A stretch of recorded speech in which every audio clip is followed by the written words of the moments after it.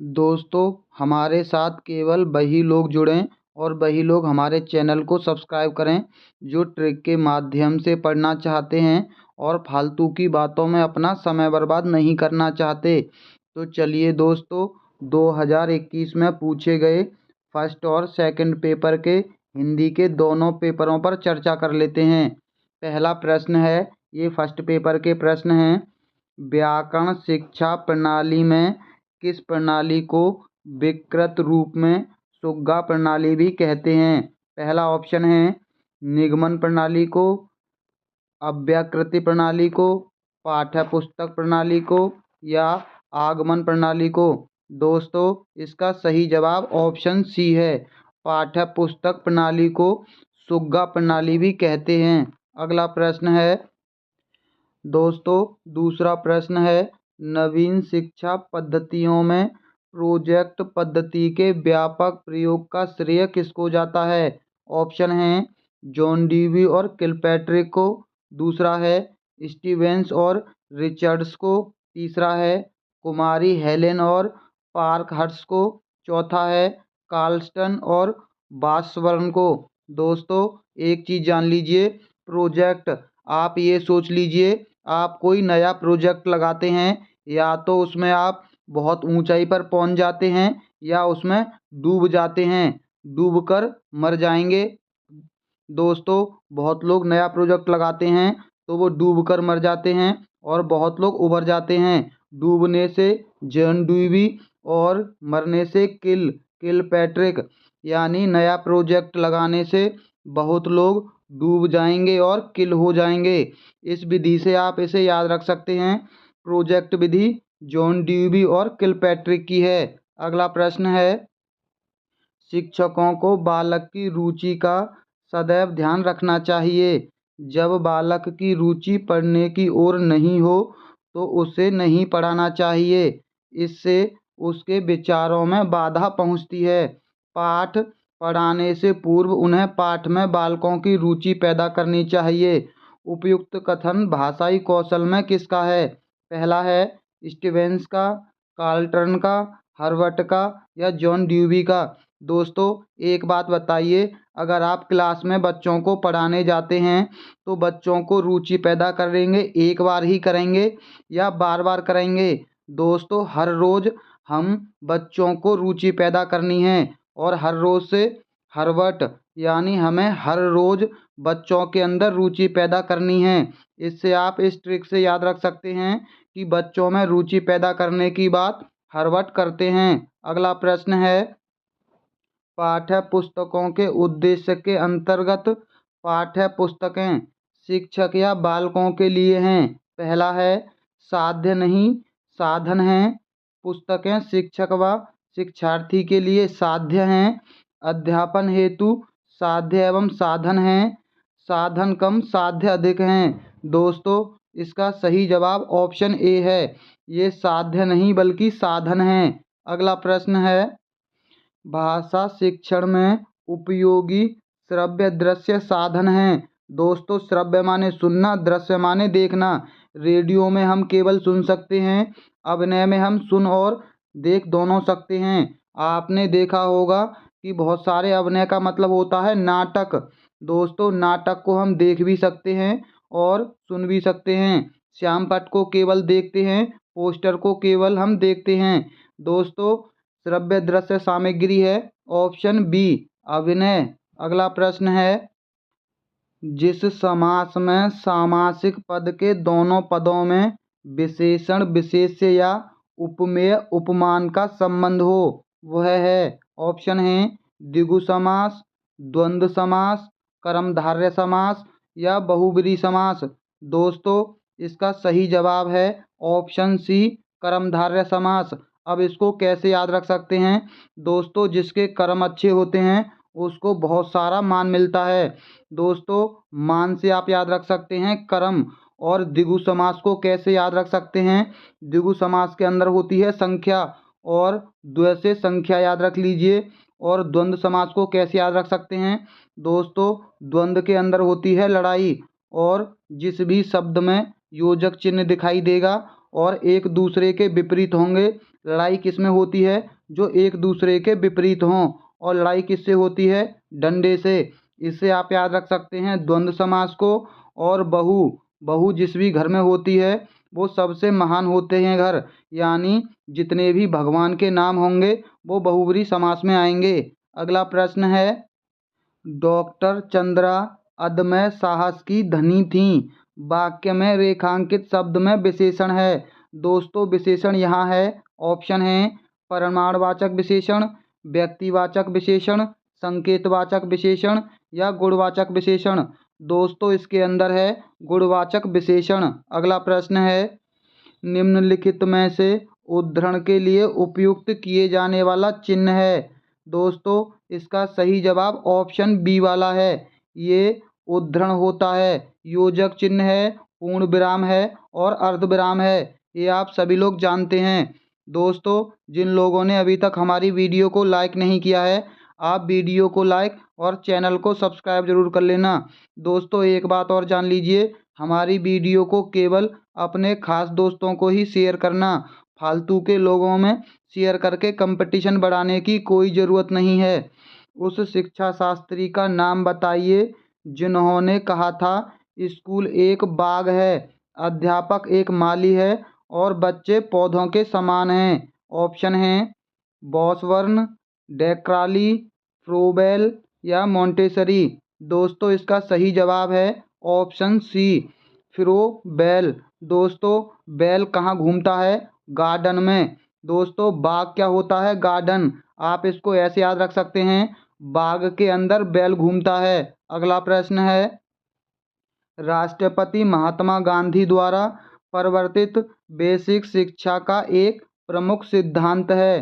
पहला है व्यक्तिगत भिन्नता पर बल देना, दूसरा है कक्षा के स्थान प्रयोगशाला में शिक्षा देना, मातृभाषा के माध्यम से शिक्षा प्रदान करना, खेल के माध्यम से शिक्षा प्रदान करना।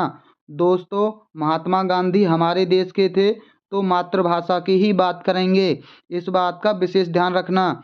दोस्तों अगला प्रश्न है, दोस्तों ये गद्यांश दे रखा है और हमने पहले भी आपको बताया है कि आपको गद्यांश को नहीं पढ़ना है, क्योंकि अगर आपसे कोई ये कहता है कि गद्यांश पढ़कर प्रश्नों को हल कीजिए तो समझ लीजिए वो आपका टाइम वेस्ट कर रहा है। जब भी आपको कोई गद्यांश पढ़ रहा हो वीडियो में तो आप समझ लीजिए आपका फालतू का समय बर्बाद कर रहा है, क्योंकि आपको इसमें से पढ़कर एक भी प्रश्न हल करने को नहीं मिलेगा। यकीन नहीं है तो पहला प्रश्न देख लीजिए। देश शब्द का पर्यायवाची है वासव, अटवी, सदन, राष्ट्र। दोस्तों इसका सही जवाब ऑप्शन डी है, राष्ट्र। दोस्तों जिसको भी लगता है कि इसमें से इस प्रश्न का सही जवाब मिल जाएगा, आप पूरा इसको वीडियो को रोककर इस गद्यांश को पढ़ लीजिए, उसके बाद खुद देख लेना। दोस्तों देश शब्द यहाँ दे रखा है, इसके अंदर कहीं भी राष्ट्र शब्द की बात नहीं करेगा। दूसरा प्रश्न देख लीजिए, उत्तम का विलोम है। ऑप्शन है अगम, अधम, उच्च, अज्ञ। दोस्तों इसका सही जवाब ऑप्शन बी है, उत्तम का होता है अधम और अगम्य का होता है गम्य। अगम का गम्य होता है, उच्च का होता है निम्न दोस्तों, और अज्ञ का खाली ज्ञ होता है ज्ञ। दोस्तों अगला प्रश्न है, अपने हित के लिए किया गया कार्य वाक्यांश के लिए एक शब्द है। ऑप्शन है परोपकार, दूरदर्शी, स्वार्थ, अक्षम्य। दोस्तों अपने लिए किया गया कार्य आप लोगों ने सुना होगा कि बड़ा स्वार्थी है, इसका सही जवाब ऑप्शन सी स्वार्थी होता है। अगला प्रश्न है, विद्वेष शब्द में उपसर्ग है। पहला है वे, वी, विद या वाह। दोस्तों सीधा सीधा दिख रहा है, इसके अंदर भी उपसर्ग है। जैसे विज्ञान में भी आपने देखा होगा, इसके अंदर भी बी उपसर्ग है। अगला प्रश्न है, यथाशक्ति शब्द में समास का प्रकार है। ऑप्शन है अव्ययीभाव समास, तत्पुरुष समास, बहुव्रीहि समास, कर्मधारय समास। दोस्तों इसके अंदर है अव्ययीभाव समास। एक बात जान लीजिए, किसी भी शब्द के आगे आपको यथा शब्द दिखाई देगा, आप आंखें बंद करके अव्ययीभाव समास लगा दीजिए, अगला प्रश्न है, निम्नलिखित में से कौन सी बोलने की योग्यता है? पहला है शुद्ध वर्तनी, सुलेख, श्रुतलेख, आशु भाषण। दोस्तों, बोलने की योग्यता भाषण, इसका सही जवाब ऑप्शन डी है, आशु भाषण। आशु भाषण का मतलब होता है आपको तुरंत कोई टॉपिक दिया जाए, आप उस पर बोलने लग जाएं। अगला प्रश्न है, रेडियो अधिगम सामग्री है। पहला है दृश्य अधिगम सामग्री, दूसरा है श्रव्य दृश्य अधिगम सामग्री, श्रव्य अधिगम सामग्री, इनमें से सभी। दोस्तों, हम आपको रेडियो बता चुके हैं, ये केवल श्रव्य अधिगम सामग्री है, क्योंकि रेडियो से हम सुन सकते हैं। अगला प्रश्न है, ध्वनि शब्द एवं वाक्य रचना का ज्ञान देना हिंदी शिक्षण का कौन सा उद्देश्य है? पहला है कौशलात्मक उद्देश्य, सृजनात्मक उद्देश्य, रसात्मक उद्देश्य या ज्ञानात्मक उद्देश्य।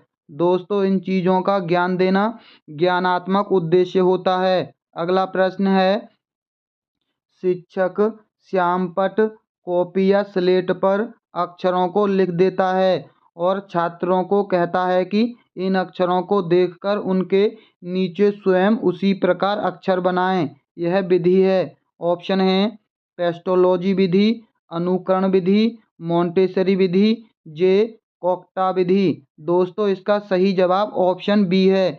वैसे भी आप लोग जानते हैं कि बच्चे अनुकरण से सीखते हैं और प्राथमिक स्तर पर अनुकरण विधि सबसे महत्वपूर्ण मानी जाती है।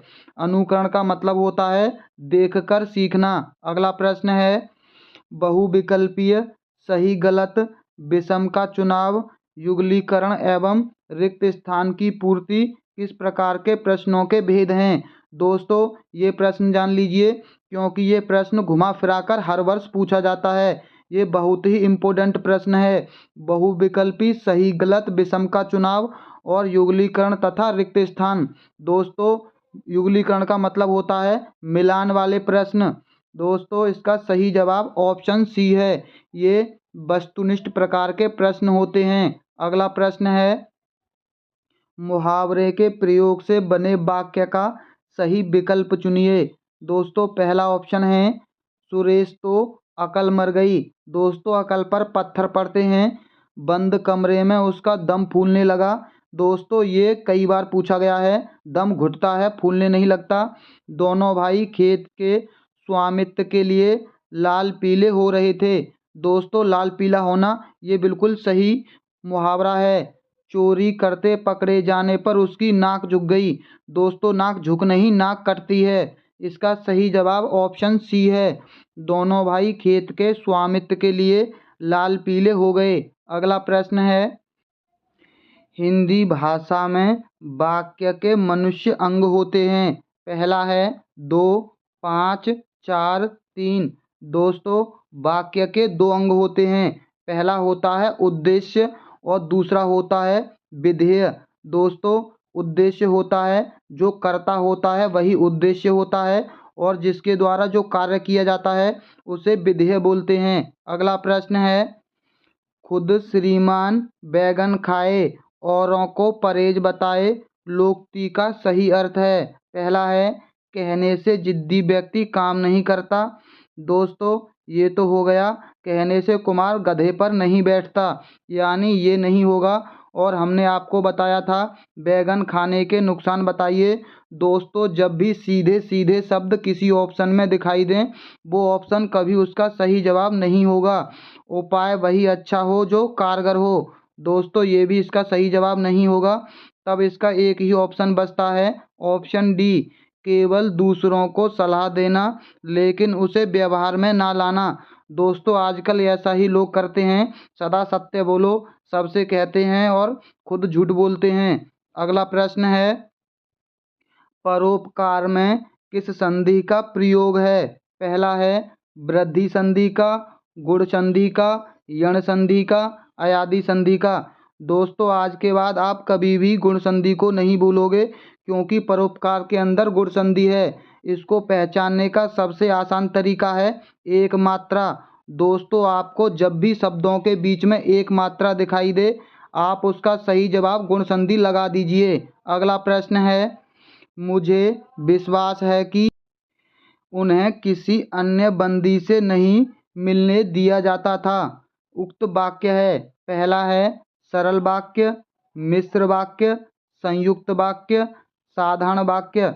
दोस्तों, जब भी की से शब्द जुड़े होते हैं वो मिश्र वाक्य कहलाते हैं। अगला प्रश्न है, आपका जीवन सुखमय हो अर्थ भेद के आधार पर यह किस प्रकार का वाक्य है। पहला है विधानवाचक, इच्छावाचक, संकेतार्थक या आज्ञावाचक।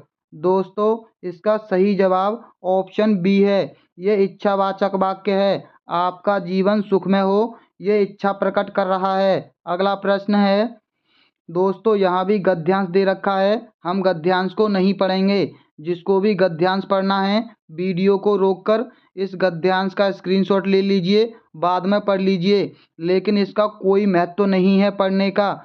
अगर इससे एक प्रश्न मान लीजिए पूछा भी जाता है, तब एक प्रश्न के लिए आप इतना बड़ा गद्यांश मत पढ़िए, क्योंकि इतना बड़ा गद्यांश पढ़ेंगे इतनी देर में आप 5 से 7 प्रश्न हल कर लेंगे। दोस्तों, अगर एग्जाम में आपका समय बचता है उसके बाद आकर इस गद्यांश को पढ़कर जो एक प्रश्न इस गद्यांश पर दिया गया हो उसे बाद में हल कर लेना, और अगर समय नहीं बचता है तो उसमें तुक्का भी लगा सकते हैं। अगला प्रश्न देख लीजिए, गद्यांश पर आधारित। विद्वान का स्त्रीलिंग है, ऑप्शन है महिषी, विदुषी, ज्ञानी, विभूषी। दोस्तों, इसका सही जवाब ऑप्शन बी है, विदुषी महिला होता है, ना कि विद्वान पुरुष के लिए प्रयोग होता है और विदुषी स्त्री के लिए। अगला प्रश्न है, एक वचन बहुवचन का सही युग्म है। पहला है पुरुष एक वचन और पुरुषों बहुवचन, पुस्तक पुस्तकें, साथी साथियाँ, स्त्री महिला।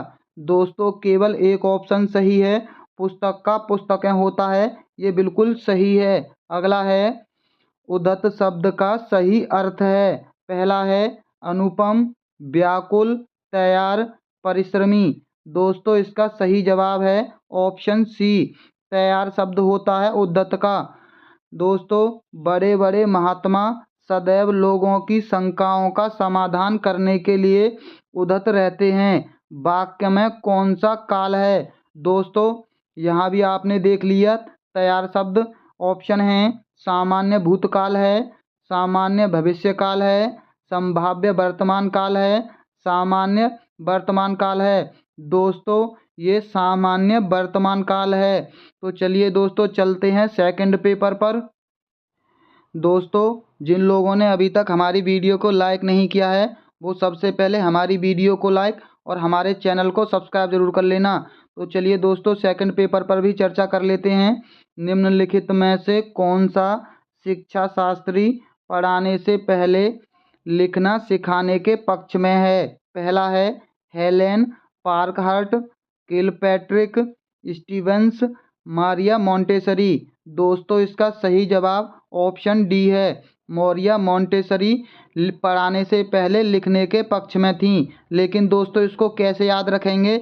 दोस्तों, अगर आपको पढ़ना नहीं आता है तो ऐसा काम सिर्फ टीचर ही करती थी कि चल तुझे पढ़ना नहीं आता बेटा तो तू लिखना सीख ले। ये समझ लीजिए, आप जिस बच्चे को पढ़ना नहीं आता आप उसे बच्चे को क्या करते हैं, लिखने के लिए दे देते हैं, और ऐसा काम टीचर ज़्यादा करती हैं। अगर बच्चे को पढ़ना नहीं आता तो पुरुष शिक्षक जो होते हैं वो बच्चे को पहले मारते थे। अगला प्रश्न है, मौन पठन का लाभ है। पहला है उच्चारण अभ्यास हेतु अवसर मिलता है। दूसरा है स्व स्वाध्याय की प्रवृत्ति विकसित होती है। तीसरा है पठन की शुद्धता का दोस्तों संवाइन होता है। चौथा है एकाग्रचित होकर ध्वनियों का शुद्ध उच्चारण होता है। दोस्तों, यहाँ उच्चारण शब्द जिस भी में होगा मौन शब्द में, मान लीजिए वो तो हमेशा नकारात्मक होगा, क्योंकि मौन के अंदर उच्चारण का कोई महत्व नहीं। इसका सही जवाब ऑप्शन बी है, स्वाध्याय की प्रवृत्ति विकसित होती है। स्वाध्याय मतलब खुद से पढ़ने की प्रवृत्ति। अगला प्रश्न है, बुलेटिन बोर्ड ऑप्शन है सहायक श्रव्य सामग्री है, दृश्य सामग्री है, आयामी सामग्री है या कोमल सामग्री है? दोस्तों, बुलेटिन बोर्ड केवल दृश्य सामग्री है। अगला प्रश्न है, सीसीई में व्यापकता का आशय निम्नांकित में से नहीं है।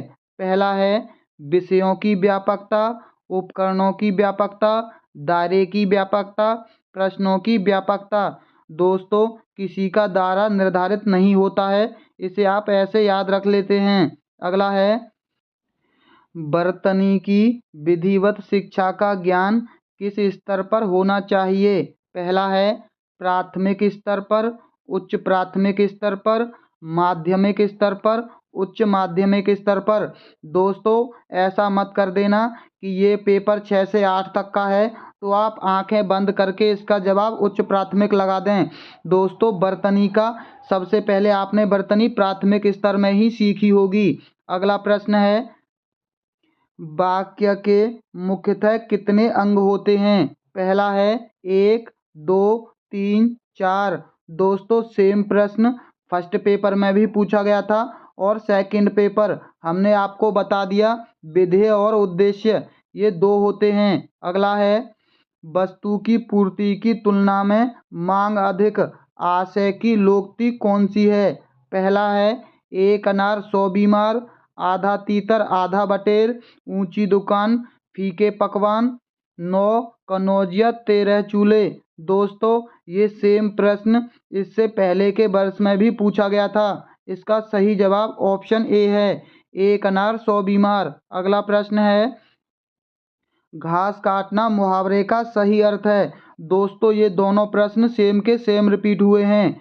कठिनता पूर्वक कार्य करना, गैर जिम्मेदाराना होना, कुछ भी असर न होना, गुणवत्ता का ध्यान रखे बिना जैसे तैसे काम निपटाना। दोस्तों, यहाँ तैसे होगा, थोड़ी टाइपिंग मिस्टेक है। इसका सही जवाब ऑप्शन डी है, गुणवत्ता का ध्यान रखे बिना जैसे तैसे काम निपटाना। अगला प्रश्न है, वो मेरे घर आएंगे क्योंकि उन्हें अजमेर शहर घूमना है। पहला, रचना की दृष्टि से यह वाक्य किस प्रकार का है? पहला ऑप्शन है मिश्र वाक्य, सरल वाक्य, संयुक्त वाक्य, विधानवाचक वाक्य। दोस्तों, की और क्यों, यहाँ भी आपको की शब्द दिखाई दे रहा है। जब भी की दिखाई दे आपको हमेशा मिश्र वाक्य होगा।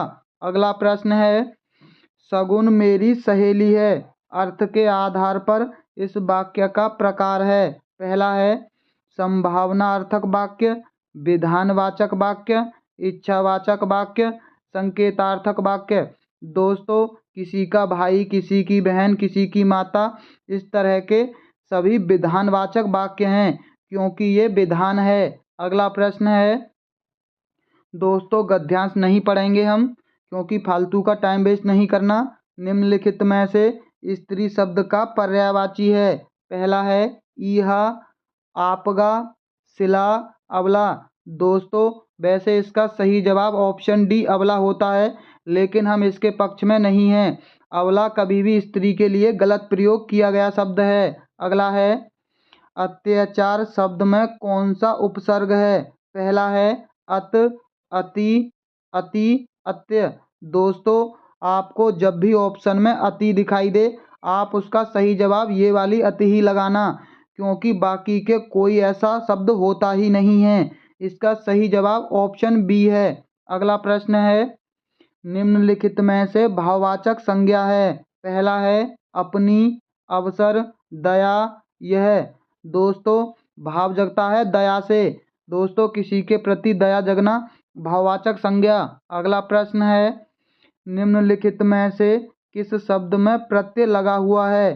पहला है बेग, फुर्तीला, अनाथ, उमड़। दोस्तों, फुर्तीला के अंदर ईला प्रत्यय लगा हुआ है। अगला प्रश्न है, मनोविकार शब्द का समास विग्रह होगा। ऑप्शन है मन से विकार, मन और विकार, मन का विकार, मन के द्वारा विकार। दोस्तों, इसका सही जवाब ऑप्शन सी है, मन का विकार। दोस्तों, काकी के, नानी ने, इस तरह के शब्द तत्पुरुष समास के उदाहरण होते हैं। इसका सही जवाब ऑप्शन सी, मन का विकार, इसके अंदर है तत्पुरुष समास। अगला प्रश्न है, निम्नलिखित में से रचना शिक्षण का उद्देश्य नहीं है। पहला है साहित्य सृजन को प्रेरणा देना, दूसरा है क्रमबद्धता बनाना, तीसरा है विविध भाषाओं का ज्ञान कराना, चौथा है व्याकरण समस्त कार्य करना। दोस्तों इसका सही जवाब ऑप्शन सी है, विविध भाषाओं का ज्ञान कराना। ये गलत कथन है। अगर यही कथन प्रश्न मान लीजिए सीटेट के अंदर पूछा गया होता दोस्तों, तो इसका सही जवाब ऑप्शन डी होता। यहाँ पर रीट के अंदर इसका सही जवाब ऑप्शन सी होगा, विविध भाषाओं का ज्ञान कराना। इसका हमारा कोई उद्देश्य नहीं होता है। अगला प्रश्न है, अभिक्रमित अनुदेशन विधि के सिद्धांत में सम्मिलित है। पहला है स्वगति का सिद्धांत, दूसरा है परगति का सिद्धांत, तीसरा है समूह गति का सिद्धांत, चौथा है कक्षाई एकता का सिद्धांत। दोस्तों इसका सही जवाब ऑप्शन ए है, अनुदेशन यानी स्वगति। अगला प्रश्न है, निम्न में से कौन सा सस्वर वाचन का भेद नहीं है। दोस्तों सस्वर वाचन मतलब सभी एक साथ वाचन। पहला है आदर्श वाचन, अनुकरण वाचन, संवेत वाचन, गहन वाचन। दोस्तों गहन वाचन होता है मौन वाचन का। यहाँ ये सस्वर वाचन का भेद नहीं बल्कि मौन वाचन का है। अगला प्रश्न है, एक अच्छे मूल्यांकन की विशेषता नहीं है।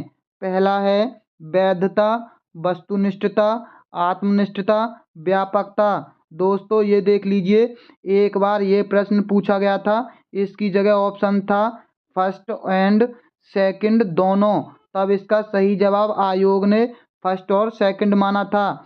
हमने आपको तब भी कहा था कि अगर किसी ऑप्शन में व्यापकता दे रखा हो तो व्यापकता भी इसका सही जवाब होता है। अच्छे मूल्यांकन का सही जवाब ऑप्शन सी होगा। ये अच्छा मूल्यांकन की विशेषता नहीं है, आत्मनिष्ठता। अगला प्रश्न है वस्तुनिष्ठ प्रकार का प्रश्न है। दोस्तों अभी इसी से पहले फर्स्ट पेपर में आपने देखा था कि कौन कौन से प्रश्न वस्तुनिष्ठ प्रकार के प्रश्न हैं। आलोचनात्मक प्रश्न, विश्लेषणात्मक प्रश्न, मिलान प्रश्न, व्याख्यात्मक प्रश्न। दोस्तों मिलान, बहुविकल्पीय, खाली जगह और गलत और सही, इस प्रकार के प्रश्न वस्तुनिष्ठ प्रकार के प्रश्न होते हैं। एक प्रश्न इससे 100% दोनों वर्ष में पूछा जाता है, यानी फर्स्ट और सेकंड दोनों पेपरों में पूछा जाता है। अगला प्रश्न है दोस्तों सेम प्रश्न फर्स्ट में भी आया था और सेकंड में भी, यानी खुद देख लीजिए फर्स्ट और सेकंड एक दूसरे से किस तरह से जुड़े हुए हैं। दोस्तों इसका जवाब हमने आपको बताया था, गुणवाचक विशेषण।